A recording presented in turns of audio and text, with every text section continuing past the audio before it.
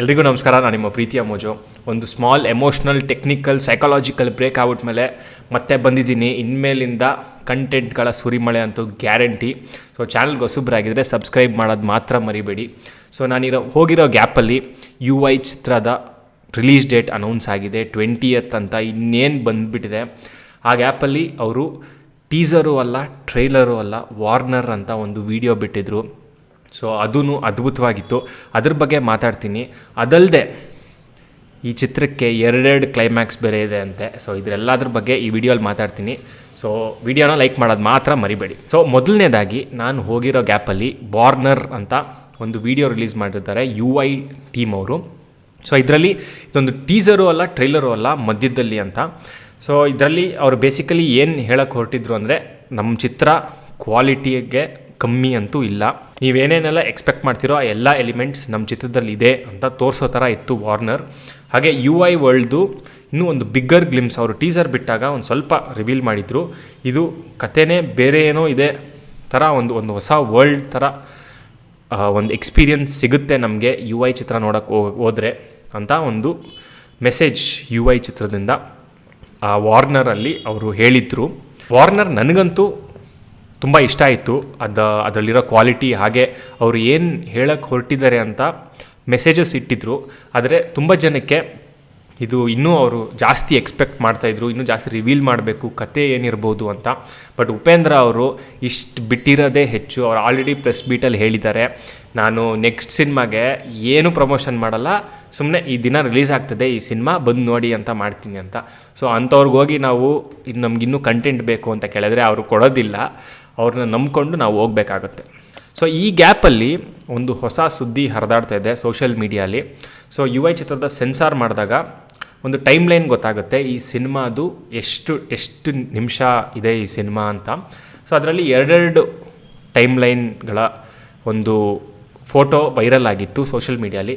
So ಅಭಿಮಾನಿಗಳು ಏನು ಹೇಳ್ತಾ ಇದ್ದಾರೆ ಅಂದರೆ, ಈ ಸಿನಿಮಾಗೆ 2 ಕ್ಲೈಮ್ಯಾಕ್ಸ್ ಇದೆ ಅಂತ.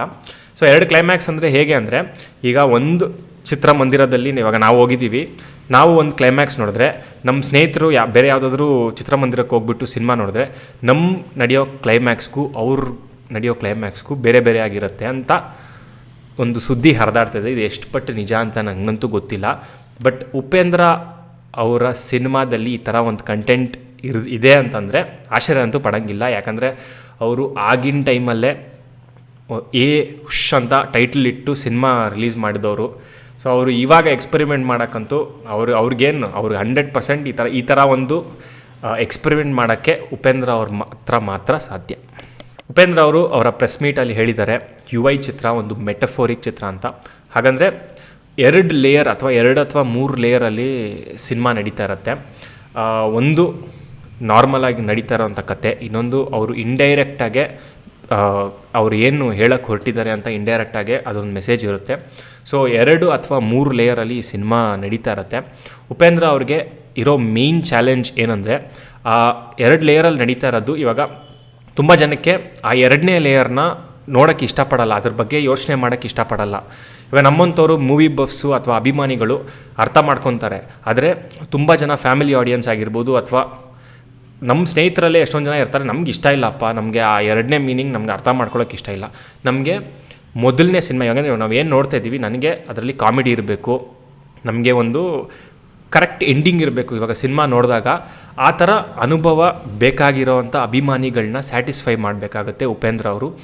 ಉಪ್ಪಿ 2 ಸಿನಿಮಾಲಿ ಅದೇ ತಪ್ಪು ಮಾಡಿದ್ದು ಅಂತ ನನಗನ್ಸುತ್ತೆ. ಯಾಕಂದರೆ ಇವಾಗ ನಾವು ಸುಮ್ಮನೆ ಬಂದು ನನಗೇನು ಯೋಚನೆ ಮಾಡೋಕ್ಕೆ ಇಷ್ಟ ಇಲ್ಲಪ್ಪ, ನಾನು ಸುಮ್ಮನೆ ಸಿನಿಮಾ ನೋಡಬೇಕು ಅಂದವ್ರಿಗೆ ಒಂದು ಎಂಡಿಂಗ್ ಅಂತ ಸಿಕ್ಕಿಲ್ಲ. ಅದು ತುಂಬ ಅಬ್ರಪ್ಟ್ ಬ್ಲ್ಯಾಂಕ್ ಆಗಿತ್ತು ಎಂಡಿಂಗು.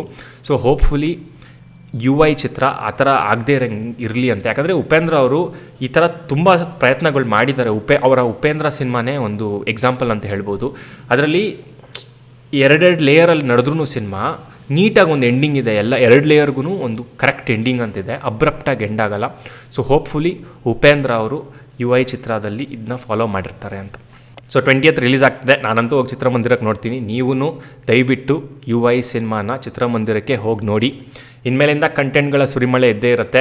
ಇದಾವುಟ್ ಮೇಲೆ ಒಂದು ದೊಡ್ಡ ಸಿನಿಮಾ ಬರ್ತಾಯಿದೆ ಬಾದ್ಶಾ ಅವ್ರದ್ದು. ಅದಲ್ಲದೆ ಒಬ್ರದ್ದು ದೊಡ್ಡ ಸುದ್ದಿ ವಿಡಿಯೋ ಮಾಡಬೇಕಾಗಿದೆ, ಅದನ್ನೂ ಮಾಡ್ತೀನಿ. ಸೊ ಚಾನಲ್ಗೆ ಹೊಸಬ್ರಾಗಿದ್ದರೆ ಸಬ್ಸ್ಕ್ರೈಬ್ ಮಾಡೋದು ಮಾತ್ರ ಮರಿಬೇಡಿ.